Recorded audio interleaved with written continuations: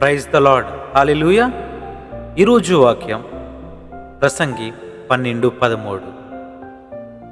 దేవుని యందు భయభక్తులు కలిగి ఉండి ఆయన కట్టడలను అనుసరించి నడుచుచుండవలెను. మానవకోటికి ఇదియే విధి. ఆమేన్. ఇది జీవితానికి దేవుడు ఇచ్చిన తుది సమాధానం. సొలొమోను రాజు సంపద చూశాడు, జ్ఞానం పొందాడు, ఆనందాలు అనుభవించాడు. కానీ చివరికి చెప్పింది ఇదే: ఫియర్ గాడ్. దేవునిని భయభక్తులతో గౌరవించు. Keep his commandments. ఆయన ఆజ్ఞలను గైకొను. ఆమేన్. జీవితం ఎంత క్లిష్టంగా కనిపించినా దేవుని దృష్టిలో అది సులభం.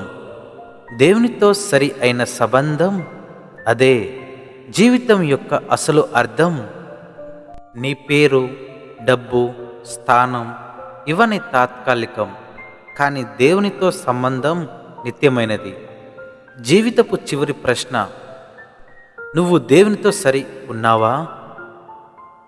ప్రార్థన. ప్రభువా, ప్రపంచ వ్యర్థ విషయాల కన్నా నిన్నే ముఖ్యంగా చూసే జ్ఞానం నాకివ్వు.